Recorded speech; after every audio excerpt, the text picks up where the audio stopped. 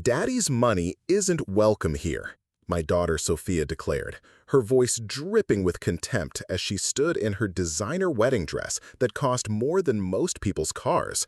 "We don't need anything from a failure like you." But when that invoice arrived 3 months later, demanding payment for her lavish ceremony, her tune changed completely.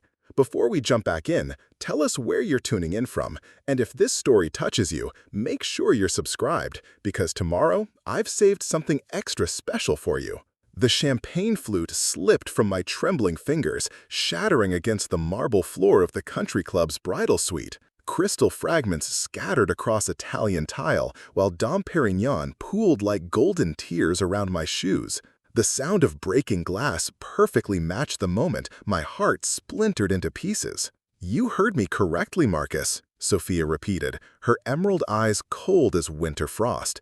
"You are not walking me down the aisle. You are not giving a speech. You are not even invited to my wedding." She adjusted her veil with practiced precision, as if banishing her father was merely another item to check off her wedding planning list. I stood frozen in the doorway of the bridal suite at Rosewood Country Club, still holding the boutonniere I had carefully selected to match her bouquet. The small white rose now felt ridiculous in my calloused hands, a symbol of paternal pride rendered meaningless by her words. Outside the tall windows, manicured gardens stretched toward Lake Geneva, where white tents and golden chairs awaited 300 guests who would witness my daughter's perfect day without me. "Sophia, sweetheart, please reconsider," I managed, my voice barely above a whisper. "I know things have been difficult between us, but this is your wedding day. I've dreamed of walking you down the aisle since you were born." Her laugh was sharp enough to cut glass. "Dreamed of it? Like you dreamed of being a successful businessman? Like you dreamed of keeping our family together? Your dreams have a terrible track record, Dad." The words hit like physical blows, each one precisely aimed at my deepest insecurities. I gripped the doorframe to steady myself, feeling suddenly ancient in my rented tuxedo that had taken 3 months of saving to afford. The fabric felt cheap against my skin, a stark reminder of how far I had fallen from the man who once wore custom suits to board meetings. "Your mother would have wanted me here," I said quietly, playing the only card I had left. Sophia's perfect composure cracked for just a moment, revealing something raw beneath her polished exterior. "Don't you dare bring Mom into this. She's not here because of you, because of your failures, because you couldn't hold our family together when it mattered." The accusation hung in the perfumed air between us like a toxic cloud. She was right, of course. If I had been stronger, smarter, more successful, maybe Elena would still be alive. Maybe our family would still be whole. Maybe I wouldn't be standing here like a beggar at my own daughter's wedding. "I understand you're angry," I said, taking a careful step into the room. "But today should be about love, about family, about celebrating your future with Richard." "It is about love," she snapped, spinning around to face me fully. "It's about Richard's family, who actually accomplished something with their lives. It's about his parents, who built a real estate empire instead of losing everything in bad investments. It's about people who matter." Through the suite's windows, I could see guests arriving in luxury vehicles, stepping out in designer clothing that cost more than my monthly rent. Richard's family moved through the crowd like royalty, accepting congratulations and admiring glances. His father, William Ashford, commanded attention in his perfectly tailored morning coat, every inch the successful businessman I had once aspired to become. "Sophia, I know I made mistakes," I began, but she cut me off with a gesture that reminded me painfully of her mother. "Mistakes?" Her voice rose dangerously. "You call losing our family business a mistake?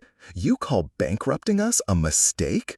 You call forcing Mom to work 3 jobs while you chased one failed scheme after another a mistake?" Each word was a knife twist in an old wound. She was referring to the darkest period of our lives, when my construction company had collapsed during the recession, taking our savings, our home, and eventually Elena's health along with it. The stress of rebuilding our lives from nothing worn my wife down until her immune system couldn't fight off what should have been a routine infection. "Your mother understood that business sometimes fails," I said weakly.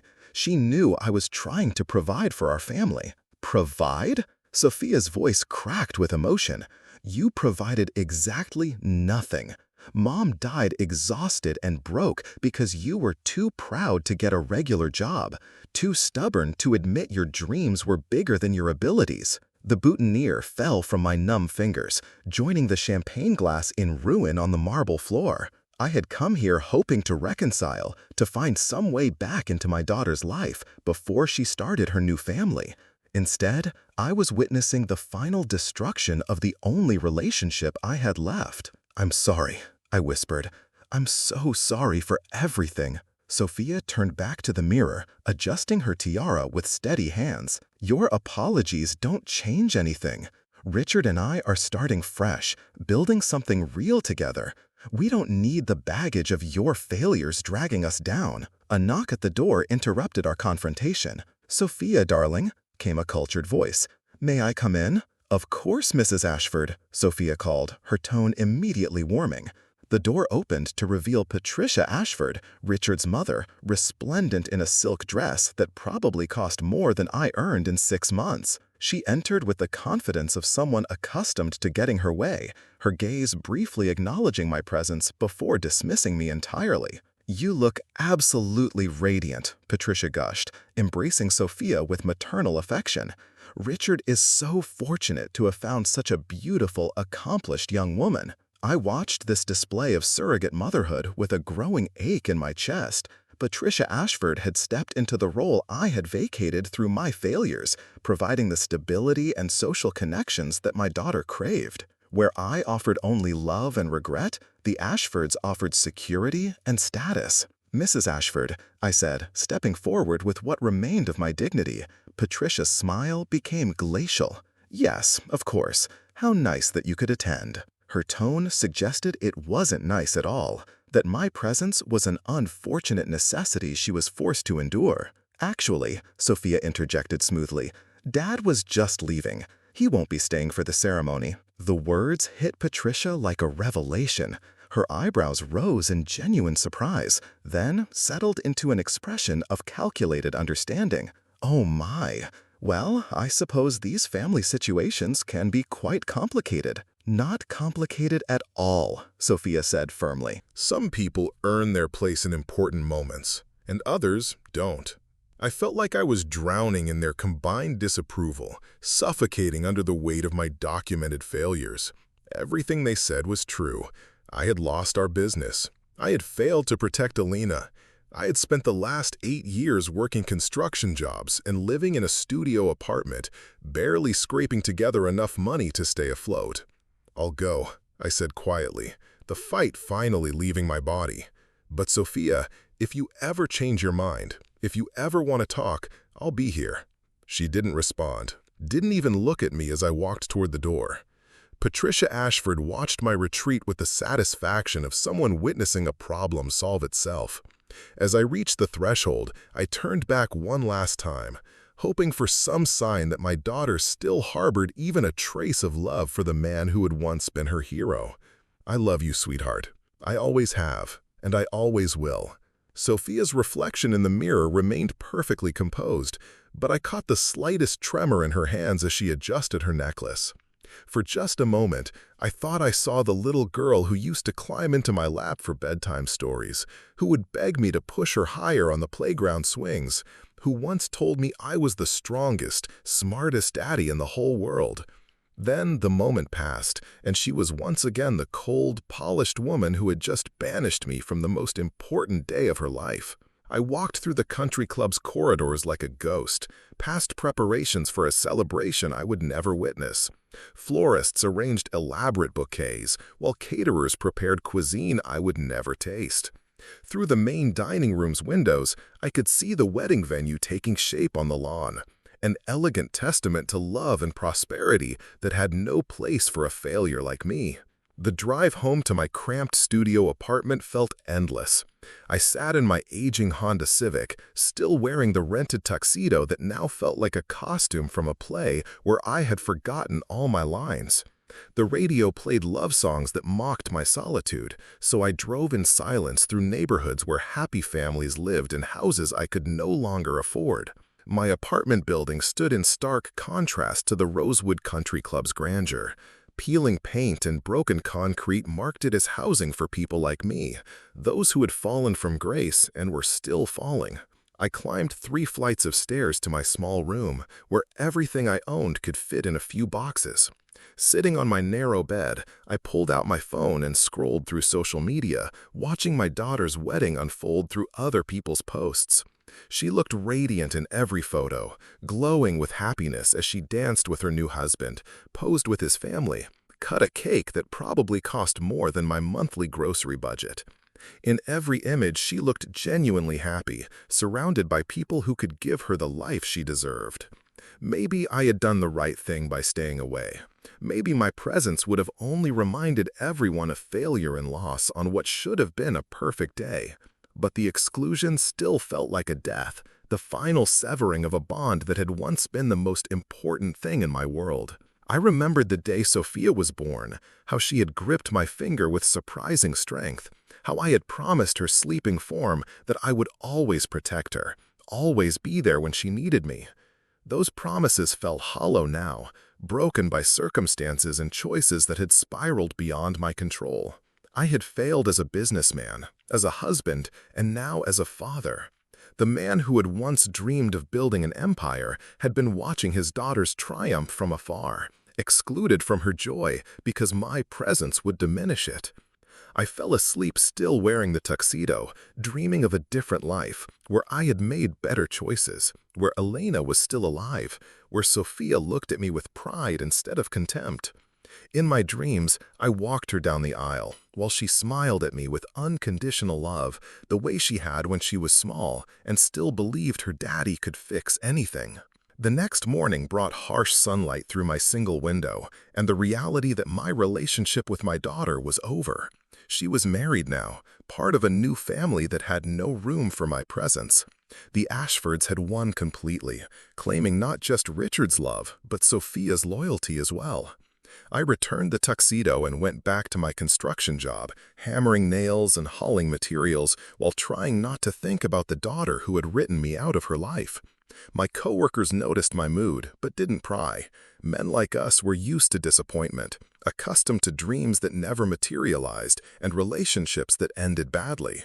Weeks passed in a blur of physical labor and emotional numbness. I worked overtime whenever possible, saving money for a purpose I couldn't quite define. Maybe I hoped to eventually prove myself worthy of Sophia's forgiveness. Maybe I was just trying to stay busy enough to avoid thinking how completely I had failed as a father. The envelope arrived on a Tuesday morning in October, 3 months after the wedding I had been forbidden to attend. My name was written in elegant script on cream-colored paper that screamed expensive stationery. For a moment, I dared to hope it might be an invitation to some family gathering, a sign that Sophia had forgiven me. Instead, I found an invoice from Rosewood Country Club, itemizing charges for the wedding reception with mathematical precision. Catering for 300 guests, premium bar service, floral arrangements, photography, music, and a dozen other luxury touches that added up to a sum that made my hands shake. $87,432. The amount was written in bold type at the bottom of the page, followed by a note in Sophia's handwriting that made my blood run cold. Payment due within 30 days. As discussed, all wedding expenses are your responsibility as father of the bride. Failure to pay will result in legal action. I read the note 3 times, certain I was misunderstanding something fundamental. There had been no discussion about wedding expenses. I had been excluded from all planning, denied any input into decisions that apparently carried my financial obligation. How could I be responsible for costs I had never approved for a wedding I wasn't allowed to attend? My phone rang almost immediately, as if Sophia had been waiting for the moment I opened the envelope. Her voice carried the same cold authority I remembered from our last conversation. "You received the invoice," she said. "Sophia, there must be some mistake," I stammered. "I didn't approve any of these expenses. I wasn't even involved in planning the wedding." "You're the father of the bride," she replied, matter-of-factly. "Traditional etiquette dictates that wedding expenses are the responsibility of the bride's family. Since mom is gone, that responsibility falls to you." The logic was so twisted it took me a moment to process. "But you specifically excluded me from the wedding. You said you didn't want anything from me." "I said I didn't want you there," she corrected. "I never said I didn't expect you to pay for it. The Ashfords graciously covered the initial costs, but they expect reimbursement. Their accountant has already processed the paperwork." I sank into my apartment's only chair, feeling like the walls were closing in around me. "Sophia, I don't have this kind of money. I work construction. I live in a studio apartment. This invoice is more than I make in 2 years." "That sounds like a personal problem," she said with chilling indifference. "Maybe you should have thought about that before you decided to be a father. Children come with obligations, Dad. Just because you failed at everything else doesn't mean you can escape this one." The conversation continued for another few minutes, but I barely heard her words over the roaring in my ears. She had trapped me perfectly, using social conventions and legal obligations to extract payment for a celebration I had been forbidden to enjoy. The Ashfords, with their superior resources and planning, had orchestrated this scheme to ensure I paid for my daughter's happiness while being denied any part in it. After hanging up, I stared at the invoice until the numbers blurred together. $87,000. I could sell everything I owned and wouldn't have a tenth of that amount. I could work construction for the rest of my life and never pay off such a debt. The Ashfords knew this, of course. They had calculated my exact level of helplessness and exploited it perfectly. But as I sat in my cramped apartment, surrounded by the remnants of my shattered life, something unexpected began to stir inside me. Not defeat, not despair, but a cold anger that I hadn't felt since Elena's death. They thought they had destroyed me completely, that I would simply accept this final humiliation and fade away into bankruptcy and obscurity. They were about to discover exactly how wrong they were. Over the next several days, I began making phone calls and researching options with the methodical precision of a man who had finally found his purpose. The invoice sat on my kitchen table like a declaration of war, and I studied every line item with the attention of a general planning a campaign. The first call went to a lawyer I had found through online reviews, a sharp-eyed woman named Jennifer Walsh who specialized in contract disputes. Her office was modest but professional, reflecting a practice built on competence rather than prestige. When I explained my situation, she listened with the focused attention of someone who had seen every possible variation of family dysfunction. "Let me understand this correctly," she said, reviewing the invoice and wedding photos I had printed from social media. "You were explicitly disinvited from the wedding, had no input into planning or expenses, and are now being billed for the entire cost." "That's exactly right," I confirmed. "They planned everything without me, excluded me from the ceremony, and now expect me to pay for their choices." Jennifer leaned back in her chair, a slow smile spreading across her face. "Mr. Hoffman, this is one of the most egregious examples of financial manipulation I've encountered. No court in the country would uphold this obligation." Relief flooded through me like warm water. "So I don't have to pay?" "Not only do you not have to pay," she continued, "but we might have grounds for a harassment lawsuit. Demanding payment for services you didn't authorize or receive could constitute extortion under state law." The word extortion hung in the air between us like a promise of justice. For the first time in months, I felt like I had some power in this situation, some way to fight back against the people who had humiliated and excluded me. "What do we do next?" I asked. Jennifer's smile widened. "We write a letter that's going to shock your daughter and her new in-laws. Then we sit back and watch them scramble to avoid criminal charges." The letter Jennifer crafted was a masterpiece of legal precision and barely controlled fury. Written on her firm's letterhead, it formally rejected any financial obligation for wedding expenses I had neither approved nor been permitted to influence. More importantly, it threatened civil and criminal action if the harassment continued. But the letter was just the beginning of my counterattack. During my research, I had discovered something interesting about the Ashford family's real estate empire. Their business model relied heavily on city contracts and zoning variances that required spotless reputations and political connections. A scandal involving extortion and elder abuse could destroy decades of careful relationship building. I had also learned that Richard Ashford, my new son-in-law, was being considered for a partnership at a prestigious law firm. Background checks for such positions were notoriously thorough, examining not just the candidate's record but the behavior of immediate family members. Being associated with financial manipulation could end his career before it truly began. Armed with this knowledge, I began making strategic phone calls to reporters who covered business ethics and family court issues. I contacted the Better Business Bureau and state licensing boards that regulated the Ashford family's various enterprises. Most importantly, I reached out to social media influencers who specialized in exposing wealthy family scandals. Within 2 weeks, my story was spreading across multiple platforms. Local news stations picked up the tale of the father excluded from his daughter's wedding but expected to pay for it.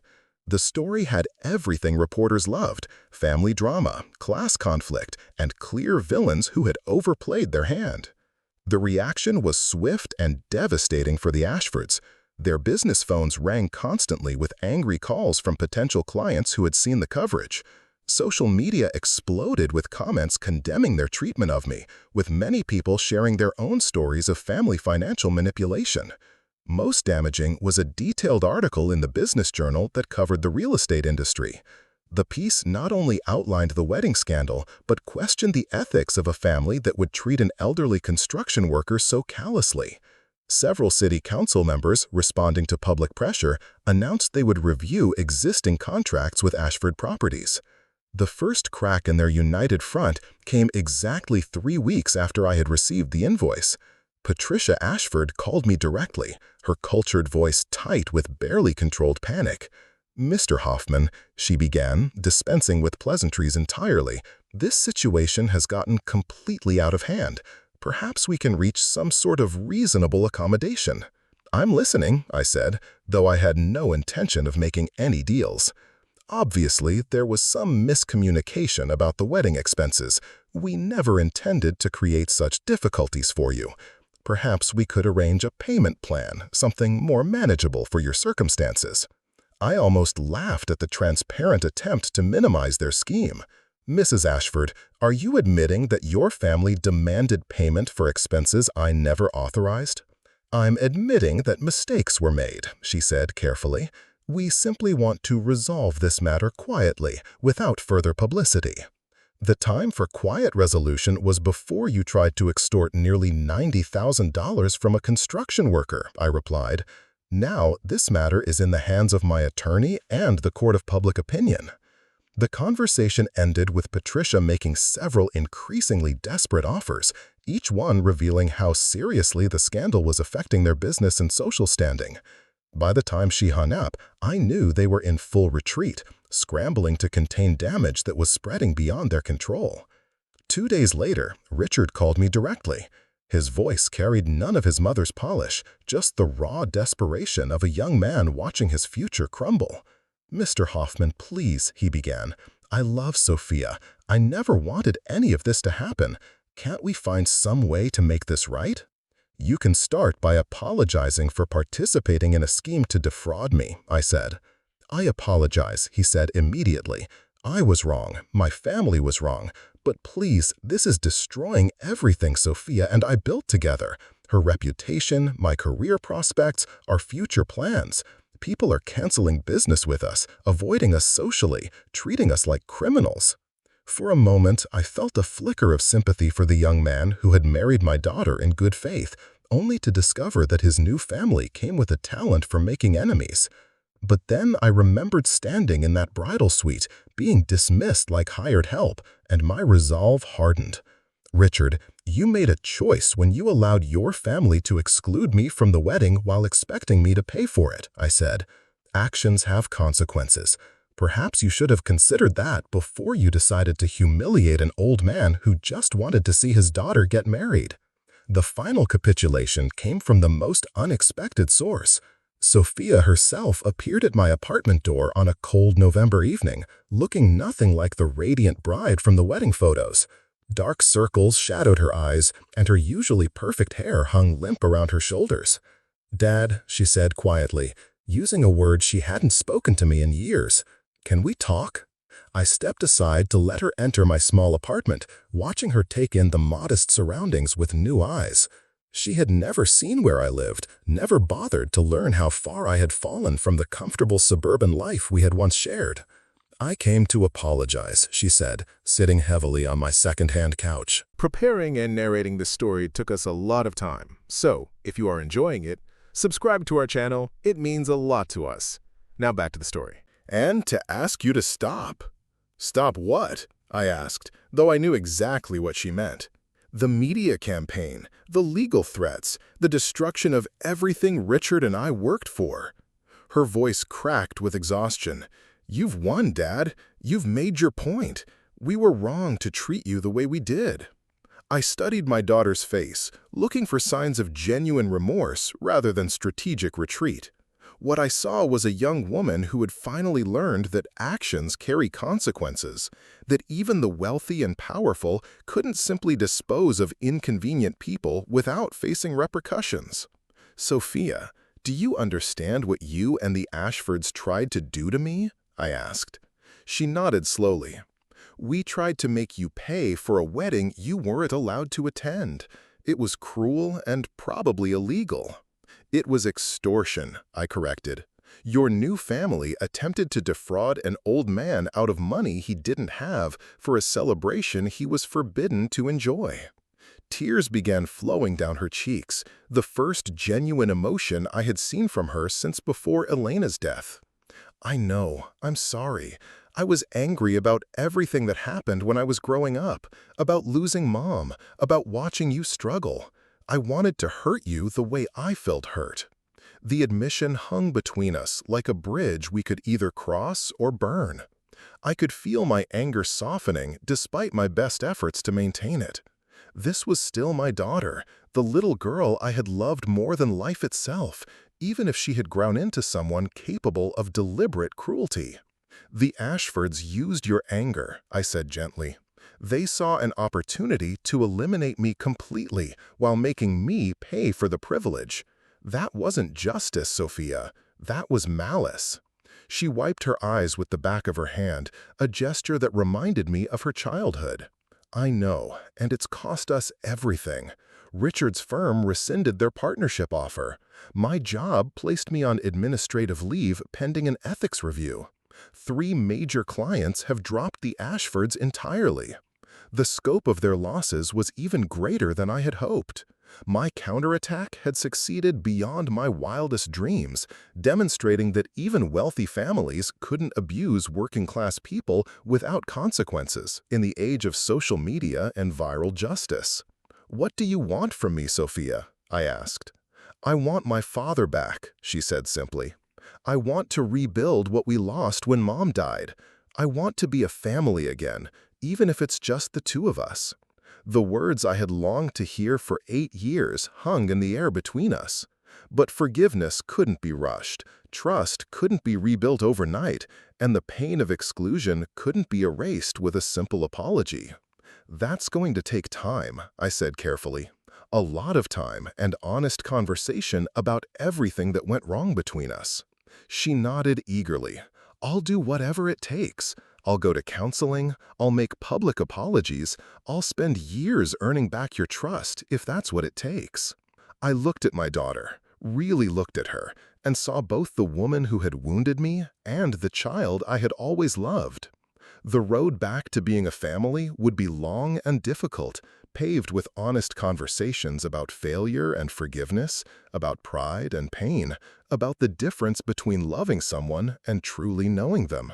But for the first time in 8 years, that road seemed possible to travel. The invoice that had started this war still sat on my kitchen table, but it no longer felt like a weapon pointed at my heart. Instead, it had become an unexpected gift, forcing a reckoning that might never have happened otherwise. "We'll figure it out," I said finally, one conversation at a time.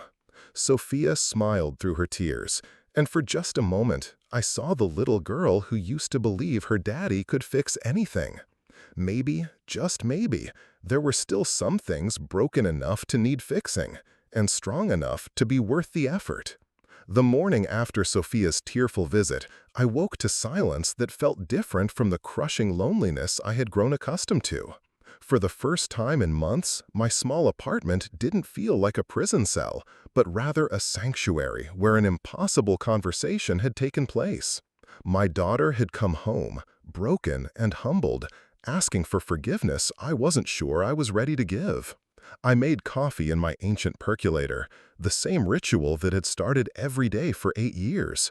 But today, the bitter brew tasted like possibility instead of regret.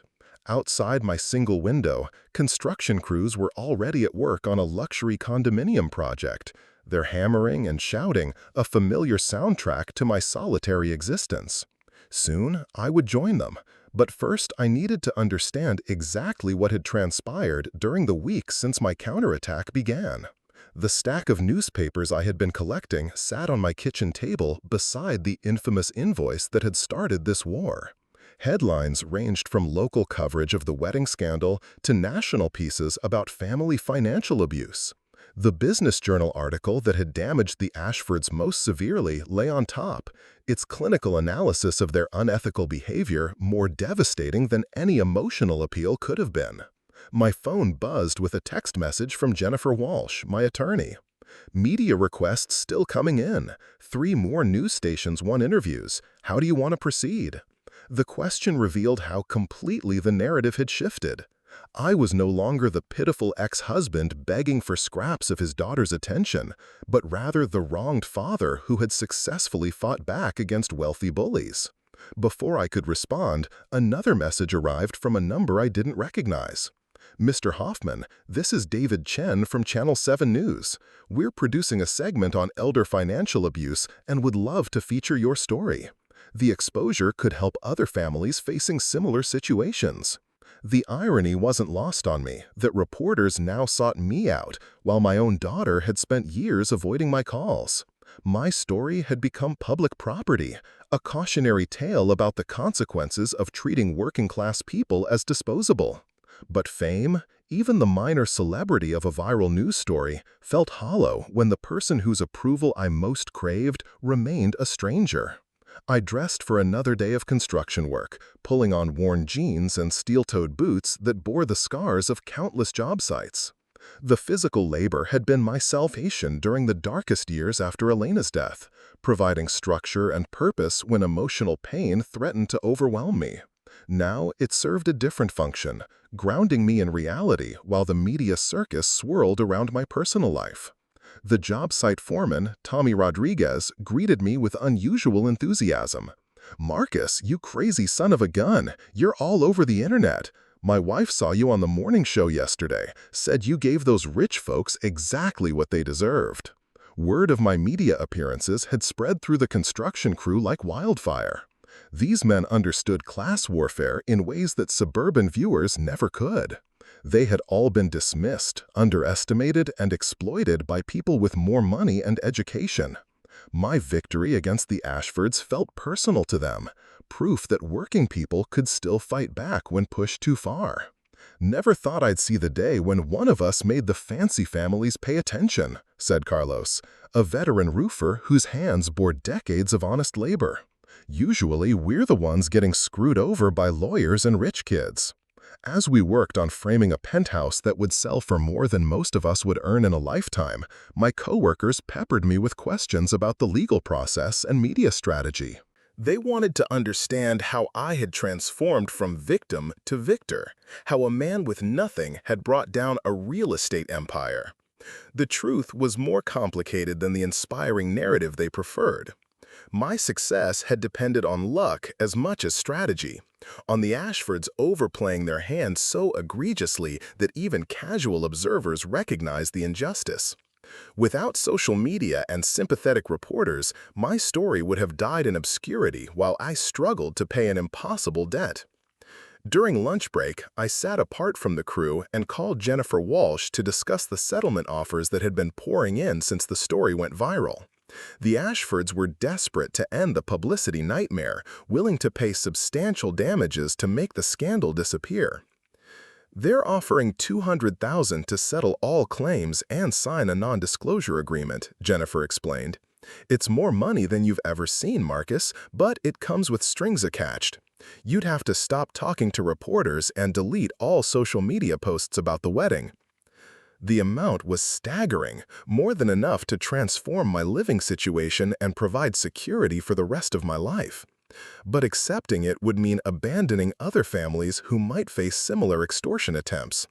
My story had given voice to countless people who had been financially manipulated by wealthy relatives, and silencing that voice felt like betrayal.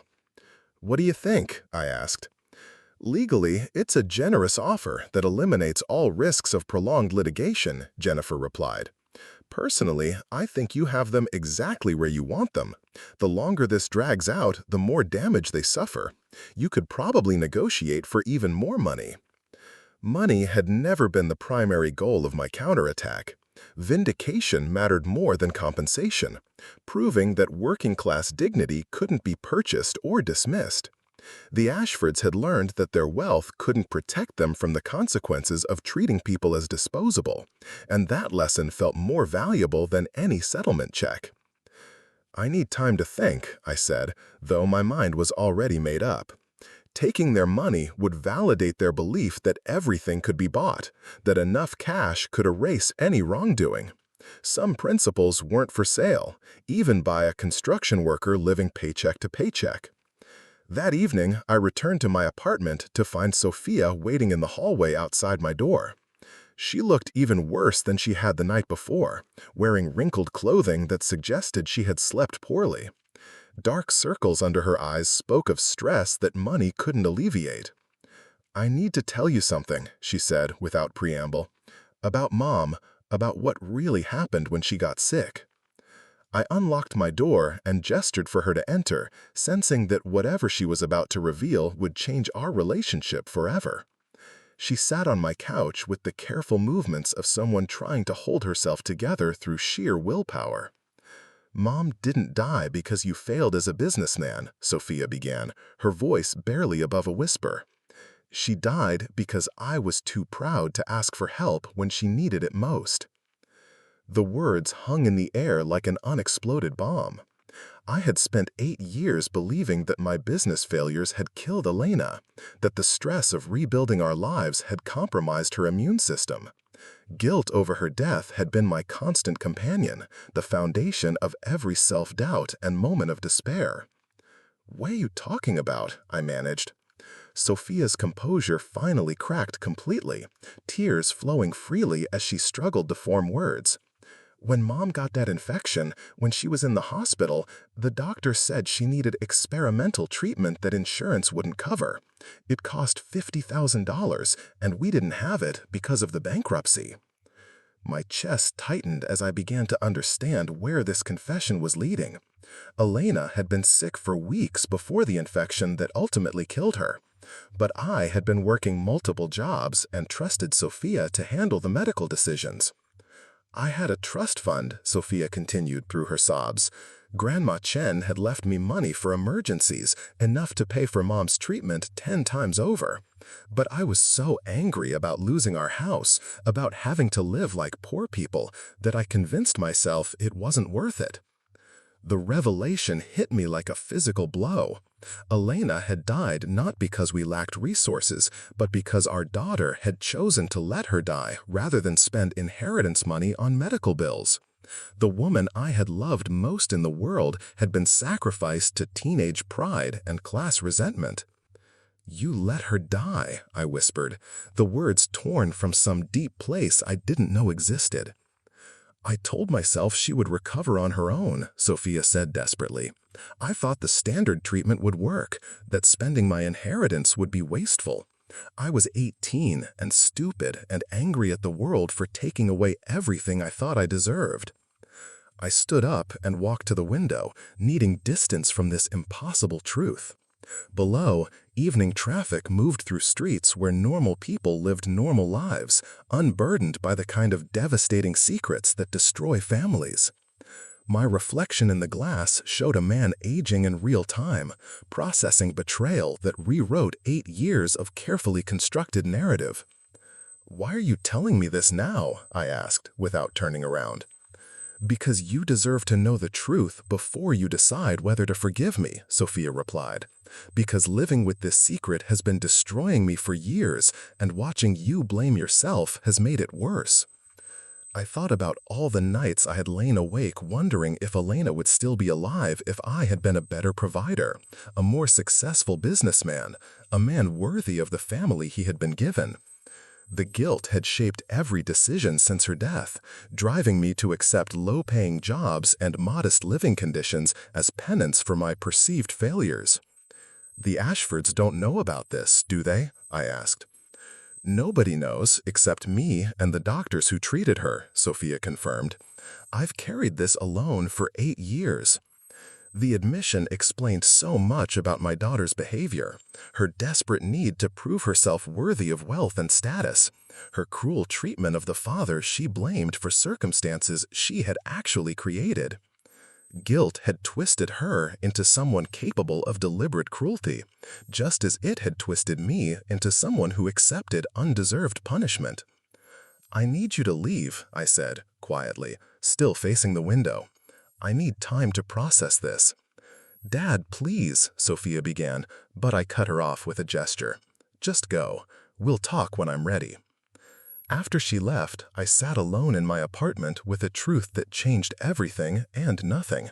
Elena was still dead. 8 years of grief and self-blame couldn't be erased by learning that someone else bore responsibility. But understanding the real cause of my wife's death shifted the foundation of every assumption I had built about myself and my daughter. The next few days passed in a blur of conflicted emotions. I continued working construction, answered media calls, and reviewed settlement offers, but everything felt muted and distant. Sophia's confession had created a new category of pain that I lacked the emotional vocabulary to process. My coworkers noticed the change immediately. The righteous anger that had fueled my media appearances was gone, replaced by a hollow exhaustion that no amount of sleep could cure. Tommy pulled me aside during break on Friday afternoon. "You look like hell, Marcus," he said bluntly. "What's eating at you? The rich folks causing more trouble?" I considered telling him about Sophia's revelation, about learning that my wife's death could have been prevented by a teenager with access to money she was too proud to spend. But the words wouldn't come. Some truths were too devastating to share, even with friends who had earned the right to know. "Family," I said lamely, "nothing I can't handle." Tommy studied my face with the shrewd attention of a man who unsupervised construction crews for 20 years. "Marcus, I've seen guys eat themselves alive over things they can't control. Don't let whatever this is destroy you." The advice was sound, but impossible to follow. How do you process learning that 8 years of self-blame were based on a lie? How do you forgive a daughter who let your wife die rather than spend her own money on treatment? How do you rebuild a relationship on such a foundation of betrayal? That weekend, I declined interview requests for the first time since the story broke. Instead, I drove to Woodland Cemetery, where Elena was buried, needing to visit the place where my guilt had taken root. Her grave was simple, marked by a modest headstone that reflected our financial circumstances at the time of her death. I had visited monthly for 8 years, bringing flowers and apologies for my failures as a provider. Today felt different, like a conversation with someone I was finally seeing clearly. Elena had been an intelligent woman who understood the risks of her medical situation. She must have known about Sophia's trust fund, must have chosen not to pressure our daughter into spending her inheritance. You protected her, even when it killed you, I said aloud, addressing the headstone as if Elena could hear me. You let her keep that money because you thought she would need it more than you needed treatment. The wind carried away my words, but speaking them aloud helped clarify the impossible choice Elena had faced. Ask her 18-year-old daughter to sacrifice her future for an uncertain medical outcome, or accept death as preferable to destroying the next generation's prospects. She had chosen martyrdom over financial coercion, probably hoping that standard treatment would prove sufficient. I don't know how to forgive her, I continued, tears flowing freely now. She let you die, Elena. Our daughter let you die because she was angry about being poor. But even as I spoke the accusation, I could hear Elena's voice in my memory, gentle and understanding even in the face of our daughter's selfishness. Elena had always seen potential in people others had written off, had always believed that love could overcome any failure or betrayal. Driving home from the cemetery, I found myself thinking about the settlement offer the Ashfords had made. $200,000 would solve every financial problem I faced, while silencing the story that had given voice to other families suffering similar abuse. Taking their money would close this chapter of public vindication and force me to focus on the more difficult work of rebuilding a relationship with my daughter. My phone rang as I pulled into my apartment complex parking lot. Jennifer Walsh's number appeared on the screen, probably calling with updates about the increasingly desperate settlement offers. But when I answered, her voice carried an urgency I hadn't heard before. "Marcus, we have a problem," she said without preamble.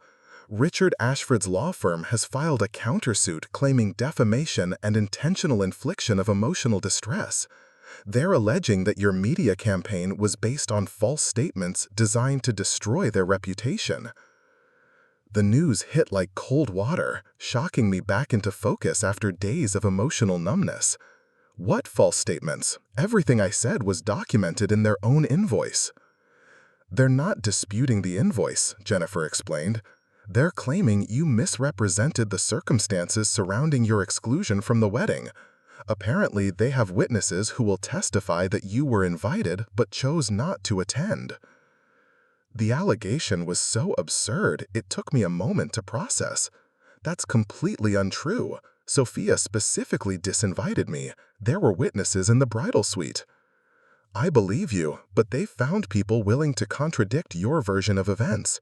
Country club staff, wedding planners, even some guests who claimed they were told you had declined to attend due to a scheduling conflict." The Ashfords were fighting back with the same ruthless efficiency they brought to real estate deals. Rather than accepting defeat, they had constructed an alternative narrative that portrayed me as a vindictive ex-husband who had deliberately skipped his daughter's wedding, then launched a malicious media campaign when presented with legitimate expenses. "What does this mean for us?" I asked. "It means they're betting everything on character assassination," Jennifer replied. "If they can convince a jury that you're a liar seeking attention and money, they'll not only escape liability, but could collect damages for the harm your allegations caused their business." The stakes had escalated beyond anything I had imagined when I first decided to fight back against their extortion attempt. What had begun as a simple contract dispute was now a battle for truth itself, with both sides claiming completely contradictory versions of reality. "We need Sophia to testify," I said, already knowing the complications such testimony would create. "That's the other problem," Jennifer continued. "Your daughter's attorney contacted me this afternoon. She's claiming spousal privilege and refusing to cooperate with either side's case." Sophia was hiding behind legal technicalities to avoid choosing between her father and her new husband's family. By refusing to testify about what had really happened in the bridal suite, she left both sides free to construct whatever narrative served their interests. The truth became irrelevant in the face of legal maneuvering and strategic silence. That night, I sat in my apartment reviewing newspaper clippings and social media posts from my brief moment of viral fame. The story that had made me a folk hero for fighting back against wealthy bullies was about to be reframed as the delusions of a bitter man seeking undeserved attention.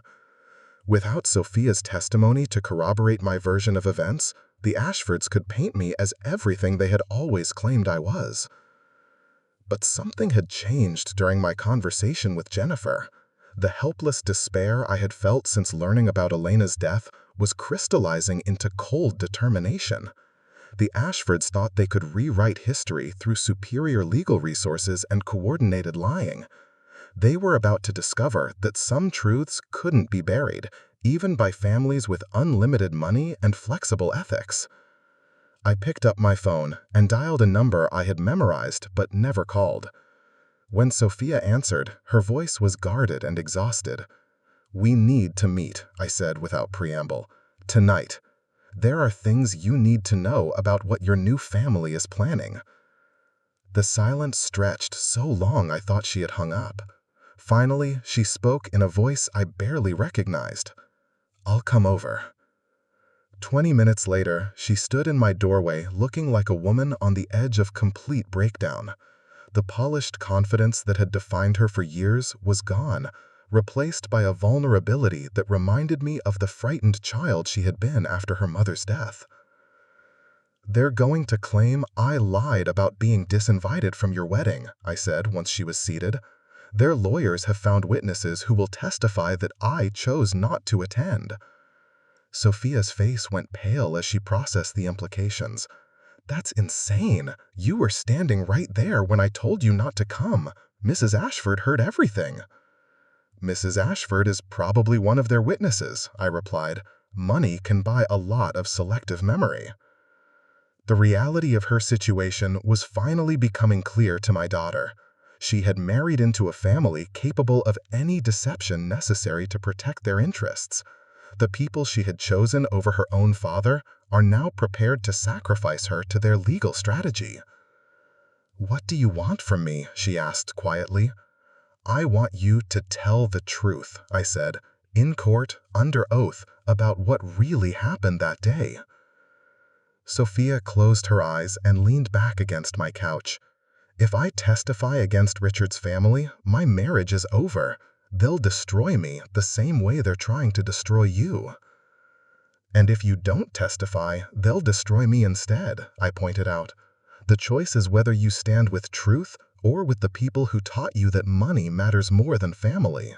She was silent for several minutes, weighing a decision that would define the rest of her life. When she finally spoke, her voice carried a strength I hadn't heard since she was a child. "I'll do it. I'll testify about what really happened. But first, I need to tell you something else about that day, something that might change how you feel about everything." The words sent ice through my veins. After 8 years of secrets and revelations, I wasn't sure I could handle another truth that would reshape my understanding of our family's destruction. "What else?" I asked, dreading the answer. Sophia met my eyes directly for the first time since entering my apartment. "Mom was there, Dad, at the wedding. She was there, and she wanted you to know." The words hit me like lightning striking twice in the same place. Elena was dead. I had watched her die in a hospital bed 8 years ago, held her cold hand as machines flatlined, signed papers that authorized her cremation. Yet my daughter sat across from me claiming she had been present at a wedding that took place months after her burial. "That's impossible," I whispered, my voice barely audible above the sudden roaring in my ears. "Your mother is gone, Sophia. We buried her together." Sophia's expression shifted to something I couldn't immediately identify. Not grief, not confusion, but a careful watchfulness that made my skin crawl. She leaned forward slightly, studying my face with clinical attention. "I know this is hard to understand," she said slowly, as if speaking to a child or someone whose grip on reality had become questionable. "But Mom found a way to be there, to witness my happiness. She would have wanted you to know that she approved of Richard, of the life I was building." The room felt like it was tilting sideways. I gripped the arms of my chair, trying to anchor myself in a reality that suddenly felt negotiable. Either my daughter was having some kind of psychological break, or I was losing my mind in spectacular fashion. "Sophia, listen to me very carefully," I said, forcing my voice to remain steady. "Your mother died of complications from that infection. We held a memorial service. You gave a eulogy. Her ashes are in an urn on my bedroom dresser." She smiled then, expression so serene it was terrifying. "Physical death isn't the end, Dad. Mom's spirit was there at the wedding, blessing my new beginning. I could feel her presence during the ceremony, sense her approval when I walked down the aisle." Relief flooded through me so powerfully I almost laughed. My daughter wasn't claiming that Elena had literally attended the wedding, just that she had felt some spiritual connection to her deceased mother during an emotional moment. Grief manifested in strange ways, and believing in supernatural presence was far more common than complete delusion. "I understand," I said gently. "Many people feel close to lost loved ones during important moments. It's a beautiful way to honor her memory." But Sophia shook her head impatiently. "No, Dad, you're not listening. She was actually there. She spoke to me before the ceremony, told me how proud she was of everything I had accomplished." The relief evaporated, replaced by cold fear that settled in my stomach like a stone. My daughter's eyes held the absolute certainty of someone describing a conversation they had experienced as completely real. This wasn't metaphorical spirituality or emotional symbolism. She genuinely believed she had spoken with her dead mother. "Sophia, sweetheart," I began carefully, "people sometimes experience very vivid dreams or memories during stressful times. Your wedding day was emotional, and missing your mother probably made those feelings even stronger." "It wasn't a dream," she snapped, the first flash of real anger I had seen from her all evening. "I was wide awake in the bridal suite when she appeared. She looked exactly like she did before she got sick, wearing that blue dress she loved so much." Every instinct I possessed was screaming danger signals. My daughter was describing detailed hallucinations with complete conviction, talking about conversations with dead people as if discussing the weather. The stress of our family conflict, her failing marriage, and the public scandal had apparently pushed her past some invisible breaking point. "Has this happened before?" I asked, keeping my voice neutral and non-judgmental. "Have you seen or spoken to your mother since she died?" Sophia's expression became defensive, like a child caught in a lie but determined to maintain their story. "She visits when I need guidance most, usually just for a few minutes, always when I'm alone. She's been helping me understand what really matters in life." The systematic nature of these episodes was even more alarming than their existence. This wasn't a single stress-induced hallucination, but an ongoing pattern of breaks from reality that my daughter had apparently been experiencing for some time. The guilt over Elena's death, the pressure of maintaining her successful facade, the recent collapse of everything she had built, all of it had apparently culminated in a complete psychological crisis. "Sophia, I think you should talk to someone about these experiences," I said, as gently as possible. "A counselor or therapist who specializes in grief and trauma. What you're describing sounds like your mind's way of processing guilt and loss." She stood up abruptly, pacing to my small window with agitated energy. "I knew you wouldn't believe me. Nobody ever believes the truth when it's inconvenient for them. Mom warned me you would react this way." The casual mention of receiving warnings from her dead mother sent chills down my spine. Sophia was constructing an entire relationship with someone who exists only in her increasingly fractured mind, using these imaginary conversations to justify decisions and validate feelings. "What else has your mother told you?" I asked, dreading the answer, but needing to understand the scope of her delusion. "She told me that you blame yourself for her death, that the guilt has been eating away at you for years," Sophia replied, still facing the window. "She said that's why you've been living like a monk in this tiny apartment, punishing yourself for failures that weren't really your fault." The accuracy of these insights was disturbing, but hardly supernatural. Any observant person could have reached similar conclusions about my behavior over the past 8 years. What worried me more was how my daughter was using these hallucinated conversations to avoid taking responsibility for her own actions. Did she say anything about the money, about the trust fund you chose not to use for her treatment? Sophia turned around sharply, her face flushed with anger. She forgave me for that decision. She understood that I was young and scared and didn't fully comprehend the situation. Of course, the imaginary Elena had provided complete absolution for the real Elena's death. Hallucinations typically told people exactly what they most needed to hear, offering comfort and validation that reality rarely provided. My daughter had created a supernatural mother who would never judge her choices or demand accountability for devastating mistakes. "Sophia, please sit down," I said, using the calm tone I had learned during Elena's final illness when medical emergencies required clear thinking despite emotional chaos. "I need you to consider the possibility that these conversations aren't actually happening." She laughed, but the sound held no humor. "Just like I need to consider the possibility that you're actually a loving father instead of someone who abandoned his family when times got tough." The accusation stung because it contained enough truth to wound. I had failed as a provider and husband in ways that contributed to our family's destruction.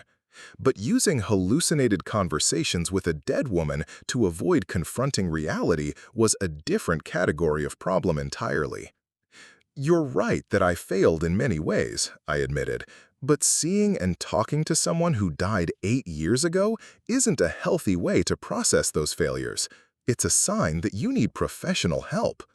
Sophia's composure finally cracked completely, revealing the raw desperation underneath her supernatural beliefs.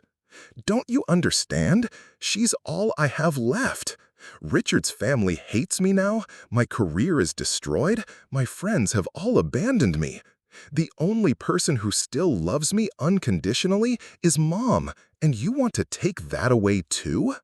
The heartbreak in her voice was genuine, even if the experiences she described were products of psychological trauma. My daughter was clinging to these hallucinations because they provided the only source of comfort and acceptance she could find. Challenging their reality felt like cruelty, but allowing them to continue unchecked could lead to even more dangerous territory. "I love you unconditionally," I said quietly. "I always have, even when you hurt me, even when you made terrible mistakes. You don't need conversations with dead people to find love, Sophia. You just need to accept help from the living." She stared at me for a long moment, tears streaming down her face. For just an instant, I thought she might acknowledge the impossibility of what she had been claiming, might accept that grief and guilt had twisted her perceptions beyond recognition. Instead, she walked to my door and turned back with an expression of infinite sadness. "Mom said you would react this way. She said you've always been too practical to understand spiritual truths. I'm sorry you can't see what's right in front of you." After she left, I sat alone in my apartment trying to process what had just happened. My daughter was clearly experiencing severe psychological distress, possibly a complete break from reality. The woman I had been slowly learning to forgive was now someone who might be genuinely dangerous to herself or others. I called Jennifer Walsh, needing legal advice about how Sophia's condition might affect the upcoming court case. If my primary witness was having conversations with dead people, her testimony might do more harm than good to our cause. "This complicates everything," Jennifer said after I explained the situation. "If the Ashfords' attorneys discover her psychological state, they could argue that her entire family is unreliable. A daughter who hallucinates conversations with her dead mother isn't exactly a credible witness." The irony was devastating. Just when Sophia had finally agreed to testify about the truth of my exclusion from her wedding, she had revealed a mental condition that would destroy her credibility completely. The Ashfords wouldn't need to rely on coached witnesses and fabricated stories if they could simply point to my daughter's obvious psychological instability. "What do we do?" I asked. We focus on the documentary evidence, Jennifer replied. The invoice itself, the timeline of events, the witnesses who were present during your confrontation at the funeral. We build a case that doesn't depend on Sophia's testimony. But even as she spoke, I knew the battle was already lost. Without my daughter's first-hand account of what had happened in the bridal suite, the case became a matter of competing narratives between equally interested parties. The Ashfords' money and social connections would ultimately prevail over a construction worker's word. The next morning brought news that confirmed my worst fears. Richard Ashford had filed for divorce, citing irreconcilable differences and seeking a complete separation of assets. Court documents leaked to the media painted Sophia as unstable and vindictive, someone whose mental state had deteriorated following her father's malicious media campaign. The narrative was shifting again, but this time not in my favor. I was no longer the wronged father fighting back against wealthy bullies, but rather the irresponsible parent whose actions had triggered his daughter's psychological breakdown. My phone rang constantly with reporters seeking comment on the divorce filing and allegations of mental instability. I ignored them all, focusing instead on research about psychological intervention and treatment options. If Sophia was truly experiencing hallucinations and delusions, she needed medical help regardless of how it affected our legal case. But finding her proved impossible. She wasn't answering her phone, wasn't at the apartment she had shared with Richard, wasn't responding to messages from mutual acquaintances. My daughter had disappeared into a city of 8 million people, carrying her fractured mental state into situations I couldn't predict or control. 3 days into my search, I received a call from a hospital in Queens. A woman matching Sophia's description had been brought to their emergency room after being found wandering traffic in a confused state. She had been carrying no identification, but had repeatedly asked for someone named Marcus. I arrived at the hospital to find my daughter sedated and restrained in a psychiatric observation room. The attending physician, Dr. Sarah Kim, met me in the hallway with a grim expression that prepared me for devastating news. "Your daughter is experiencing what appears to be a severe psychotic episode," Dr. Kim explained. "She's been claiming to see and hear people who aren't there, showing signs of paranoid delusions, and demonstrating complete detachment from reality." Through the observation window, I could see Sophia lying motionless on a narrow bed, her face peaceful in artificial sleep. Machines monitored vital signs that remained steady even as her mind wandered through landscapes that existed nowhere but in her damaged psyche. "What caused this?" I asked. "Psychotic breaks typically result from a combination of genetic predisposition and environmental stressors," Dr. Kim replied.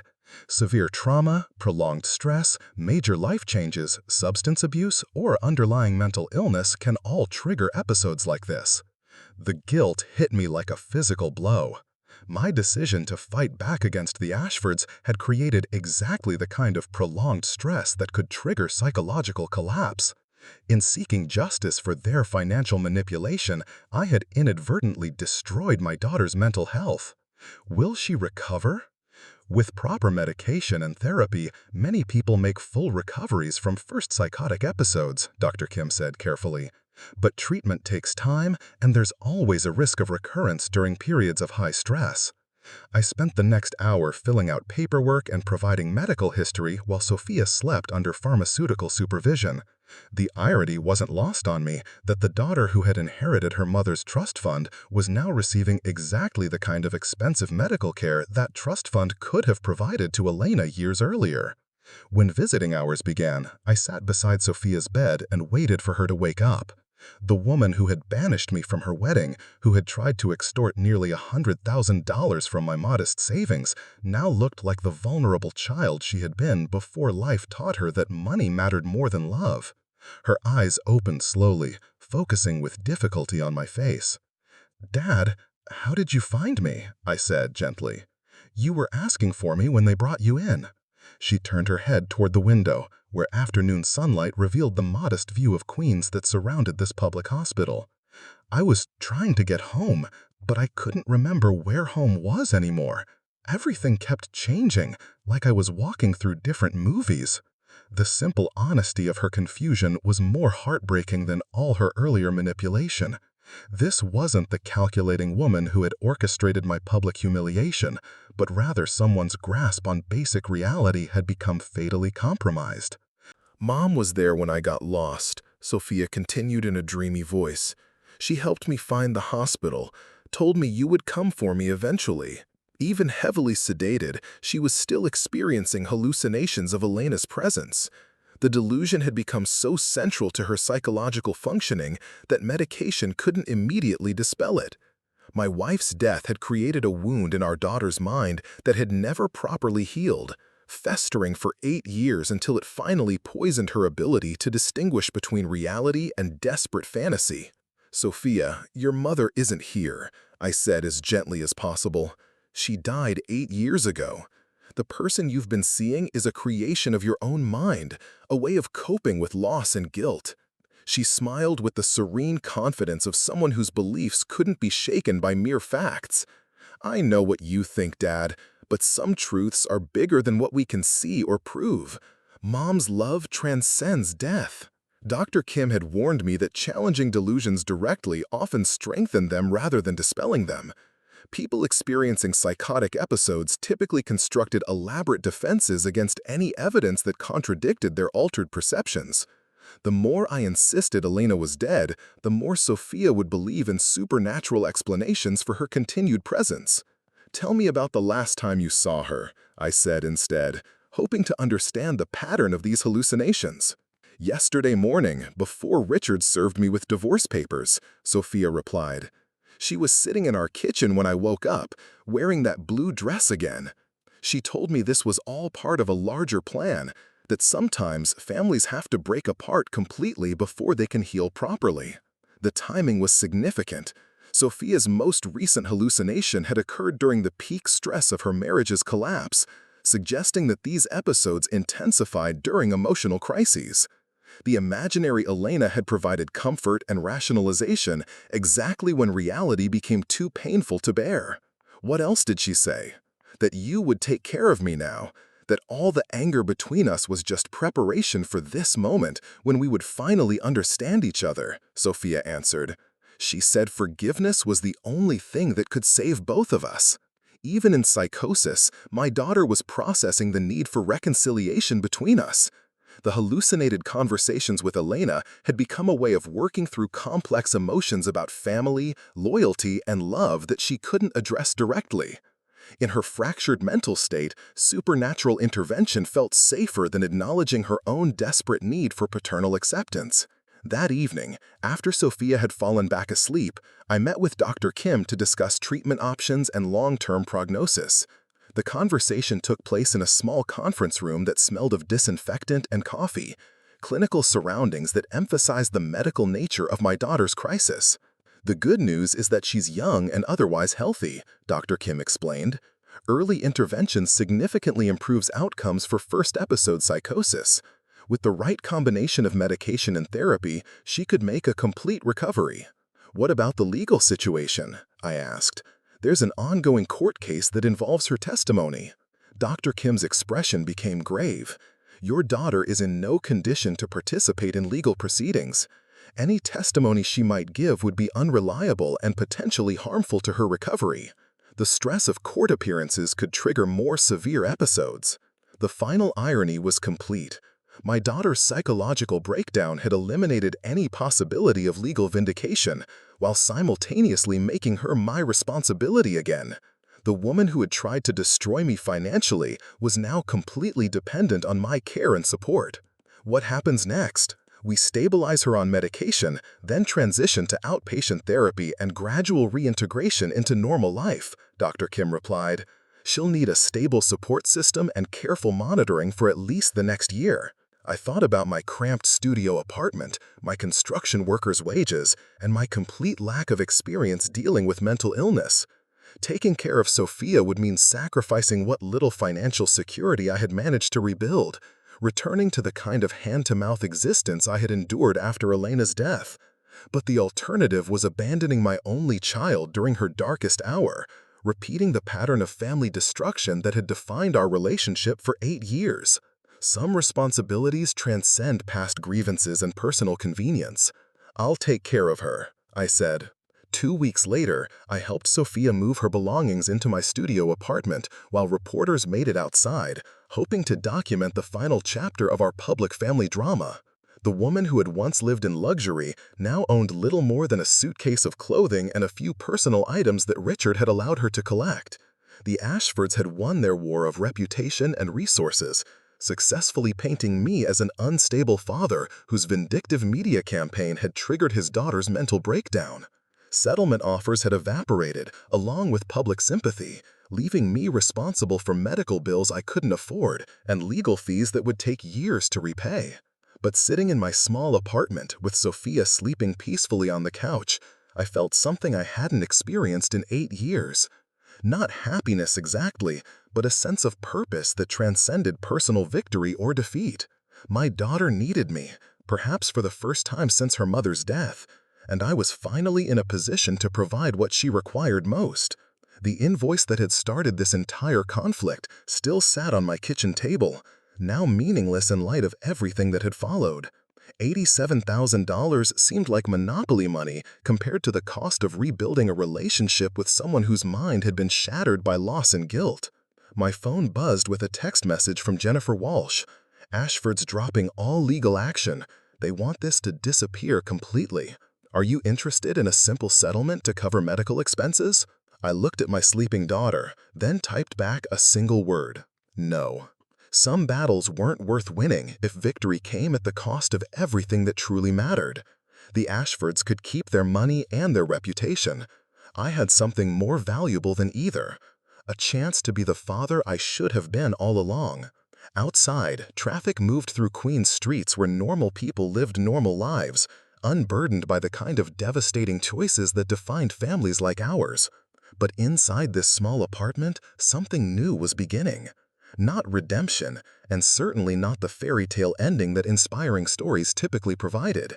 Just two broken people learning to take care of each other, one day at a time, with no guarantee of success, but plenty of reasons to try. Sophia stirred on the couch, opening her eyes to find me watching her.